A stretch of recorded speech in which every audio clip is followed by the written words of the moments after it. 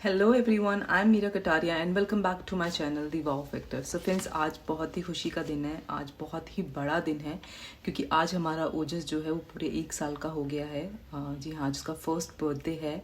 और जिस तरीके से मैं अपनी बेटी जैस्लिन के बर्थडे पर उसको हर बर्थडे पर उसका लेटर उसको गिफ्ट करती हूँ, तो उसी तरीके से, बिल्कुल उसी तरीके से मैं अपने बेटे ओजस के लिए भी उसको उसके हर बर्थडे पे उसको एक लेटर ज़रूर गिफ्ट करूँगी जब तक मैं ज़िंदा हूँ।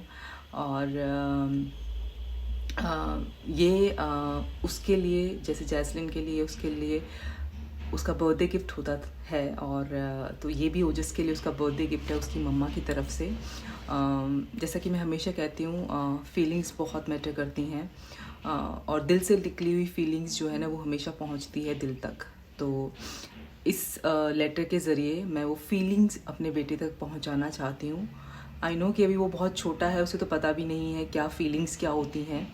तो लेकिन जब वो बड़ा होगा ना, जब वो समझदार होगा, जब वो चीज़ों को जानने लगेगा, समझने लगेगा, तो आई एम श्योर उसको ये लेटर बहुत ज़्यादा अच्छा लगेगा, बहुत ज़्यादा उसको प्यारा लगेगा।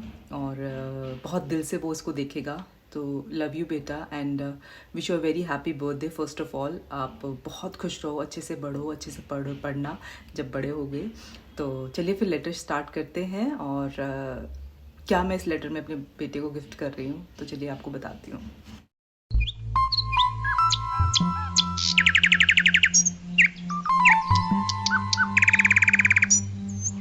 प्यारे बेटे ओजस, तुम्हारे आने से हमारी फैमिली तो कंप्लीट हुई है, बट ऐसा लगा हमारी सारी विशेस भी पूरी हो गई हैं। अब विशेस का क्या है, कभी ख़त्म ही नहीं होती हैं। बट तुम एक ऐसी विश हो जिसको हमने बहुत दुआओं से और महादेव की कृपा से पाया है। ये 1 साल कितनी जल्दी निकल गया, बिल्कुल भी पता नहीं चला। तो इस लेटर के ज़रिए मैं आप लोगों के साथ एक अपनी लाइफ का सीक्रेट शेयर करना चाहूँगी। वैसे तो कहते हैं कि हमारे बड़े बुजुर्ग कहते हैं कि सीक्रेट जो होता है, जो आपके मन की बात होती है ना, उसको जब तक वो पूरी ना हो जाए उसको शेयर नहीं करना चाहिए। तो अभी तक सिर्फ 2 या 3 लोगों को ये चीज़ पता है, मेरी सीक्रेट। और आज मैं आप सब लोगों को बताना चाहती हूँ ये सीक्रेट। क्यों? क्योंकि ये सीक्रेट जो है वो पूरा हो चुका है, जो विश थी वो पूरी हो चुकी है। तो बात कुछ उस दिन की है when I was in 3 month pregnant, और कंप्लीट होने वाले थे मेरी प्रेगनेंसी के 3 मंथ्स। तो एक दिन दोपहर को मैं सो रही थी, दोपहर का टाइम था, और मैं सो रही थी, और मेरे फादर इन लॉ, मेरे पापा, जो इस दुनिया में नहीं हैं, बिल्कुल मुझे ऐसा लगता था कि उस टाइम पे उस लगा था जब मैं सो रही थी कि बिल्कुल मेरे आंखों के सामने चीज़ें हो रही हैं, मैं सो नहीं रही हूँ। एंड बेल बजी, पापा अंदर आए, और आई वाज इन शॉक्ड कि ये सब कैसे हो रहा है, क्योंकि पापा तो इस दुनिया में नहीं है, तो फिर ये मैं किसको देख रही हूँ अपने सामने। और पापा वाइट कुर्ते पजामे में जैसे वो हमेशा पहनते थे, बिल्कुल चिट्टा और चमक रहा था, वो एक अलग ही ऑरा था। हमारी सारी लाइट्स बंद थी और पापा का अलग ही ऑरा दिख रहा था। And I was in shock कि ये क्या हो रहा है, कि क्या मैं सपना देख रही हूँ, क्या ये रियलिटी है, या मैं कहीं और पहुँच गई हूँ। तो पापा आए, उन्होंने कुछ बातें कही मुझसे, कुछ वो सब चीज़ें तो खैर मैं नहीं बता सकती, वो मेरे दिल के अंदर ही हैं। तो कुछ बातें करी उन्होंने मुझसे, और पापा उठ के जाने लगे। मैं शॉक में ही थी, और जैसे ही मैंने अपने आप को थोड़ा सा अपने आप को बोला कि मेरा पापा जा रहे हैं, तुम्हें पता नहीं दोबारा मिलेंगे नहीं मिलेंगे, तो उनसे बात करो।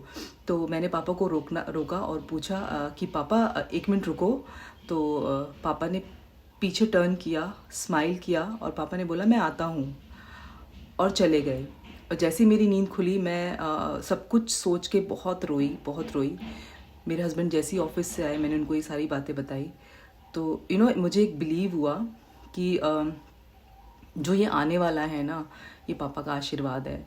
और शायद ही पापा चाहते थे ऐसा हो, इसीलिए ऐसा हो रहा है।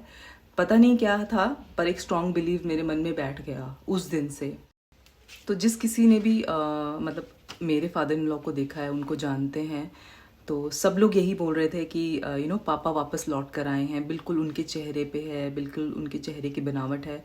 तो अब मुझे, क्योंकि और जैस्लिन भी जब भी वो जिसको देखती है ना, तो वो बोलती है दादू वापस आ गए, दादू वापस आ गए। तो अब ये बात कितनी सच है और कितनी नहीं है ये तो मैं नहीं जानती हूँ, लेकिन एक मन का कहते हैं ना, आपके मन को जो स्ट्रॉन्ग बिलीव होता है ना, वही सबसे ज़्यादा सच्चा बिलीव होता है। तो ये बिलीव मेरे था मन में और रहा, और ये सीक्रेट था मेरी लाइफ का जो मैंने आप लोगों के साथ आज शेयर किया। तो मैं तो यही कहूँगी कि थैंक यू सो मच पापा, and welcome back, welcome home. और हमेशा अपना आशीर्वाद अपने ओजस पर, अपने बच्चों पर, हम सब पर ऐसे ही बना के रखना। और ये आपका ही घर है, हम आपके ही बच्चे हैं, और हमेशा हमारे साथ रहना और हम सबको देखते रहना। सो थैंक यू पापा। तो चलिए अब आगे बढ़ते हैं। कहते हैं लाइफ का सबसे बड़ा दर्द होता है एक बच्चे को डिलीवर करना, बट ये सबसे बड़ा दर्द उस पल सबसे बड़े सुख में बदल जाता है जब वो नन्ही सी जान हमारी गोदी में आती है। जब हम माँ बनते हैं, न जाने कैसे वो सब समझदारी अपने आप ही आ जाती है। उसे पालना है, क्या उसे खिलाना है, कैसे उसे खिलाना है, लाइफ का बहुत ही प्यारा और बहुत ही सुंदर फेज होता है। कभी कभी सोचती हूँ ओजस थोड़े दिन में और बड़ा हो जाएगा, फिर हम ये पल कितने ज़्यादा मिस करने वाले हैं। उसका गिर गिर के चलना, इधर उधर से चीज़ें फेंकना, तोतली से ज़ुबान में बोलने की कोशिश करना, हम सबको परेशान करना, घर के हर कोने में जाना और जहाँ जाने के लिए मना करना ना वहीं जाना, और हम सबका कहना उफ ये लड़का। ये पल कितने छोटे से होते हैं, तभी इन्हीं पलों को संभाल कर रखने की एक छोटी सी कोशिश है ये मेरी, ताकि हमारा ओजस जब बड़ा होकर अपने इन पलों को देखकर खुश हो सके। मेरे दोनों बच्चे जैज़लिन और ओजस महादेव की वो सौगात है जिसके लिए हम हमेशा शुक्रगुजार रहेंगे। हर हर महादेव। जैज़लिन जब भी अपने स्कूल वैन से उतरती है और जब मैं ओजस को बालकनी में लेकर खड़ी होती हूँ, तो इतनी ज़ोर से चिल्लाता है अपनी बहन को देखकर कि वो कितने अच्छे से पहचानता है अपनी बहन को और आवाज़ें मारता है। तो देखकर दिल को इतनी खुशी मिलती है कि क्या कहूँ। और जैज़लिन भी घर में आते ही सबसे पहले ओजस को हक करती है और बोलती है मेरा बच्चा, प्यारा सा बच्चा। टचवुड ये प्यार हमेशा ऐसा ही बना रहे। मैं हमेशा जैज़लिन को यही सिखाती हूँ कि बड़ी बहन जो होती है ना, वो माँ जैसी होती है, तो उसका ध्यान ऐसे रखो जैसे मैं तुम्हारा ध्यान रखती हूँ। Big thanks to you husband, आपने हर पल मेरा साथ दिया है। मेरी डिलीवरी का पेन मैंने आपके फेस पर साफ देखा है। दोनों बच्चों को नहलाने से लेकर उन्हें खिलाने पिलाने सुलाने तक में आपकी हेल्प सबसे बड़ी है, क्योंकि मैंने आज तक जितना भी देखा है या सुना है, पापा लोग न्यूबॉर्न को नहलाने से क्या गोदी में लेने से भी डरते हैं।